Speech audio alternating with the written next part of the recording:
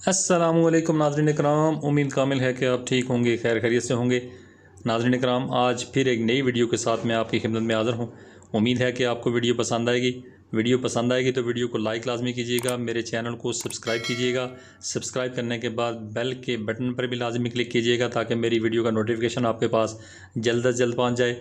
तो नाज़रीन कराम, आज की वीडियो का जो टॉपिक है वो है सेब। तो सेब खाने से आप पेट के कीड़ों को किस तरह ख़त्म कर सकते हैं और सेब का इस्तेमाल आप कैसे करेंगे तो आपके पेट के कीड़े जो हैं वो ख़त्म हो जाएंगे। तो नाज़रीन कराम, सेब को आप इस्तेमाल करेंगे रात को सोने से पहले आप इस्तेमाल करेंगे तो एक सेब का इस्तेमाल आप रोज़ाना करेंगे। 7 दिन तक आप सेब का इस्तेमाल करेंगे तो एक एक सेब आपने खाना है, 7 दिन खाना है, रात को सोने से पहले खाना है। लेकिन लाजमी और ज़रूरी बात यह है कि आपने सेब खाने के बाद पानी नहीं पीना है, किसी सूरत में नहीं पीना है। तो 7 दिन तक आप ये इस्तेमाल करेंगे एक एक सेब, तो आपको पेट के कीड़ों से निजात मिल जाएगी। पेट के कीड़े आपके मर जाएंगे और आपको पाखाने के रास्ते से निकल जाएंगे।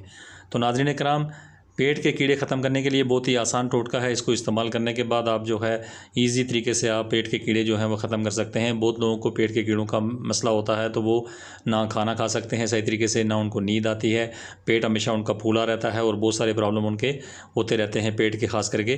तो नाज़रीन कराम, ऐसे लोगों को ख़ास करके जिनको पेट के कीड़े जो हैं बहुत ज़्यादा तंग कर रहे हैं, बहुत ज़्यादा मसला है, पेट फूल रहा है, खाना हज़म नहीं होता, बहुत सारे मसाइल हैं, तो उनको सेब एक खाना चाहिए और एक सेब जो है रात को खाना चाहिए। और जिस तरीके से मैंने आपको बता दिया कि आपने पानी नहीं पीना उसके बाद, तो इंशाल्लाह आपके जो पेट के कीड़े हैं वो एक हफ़्ते के अंदर अंदर जो हैं वो ख़त्म हो जाएंगे।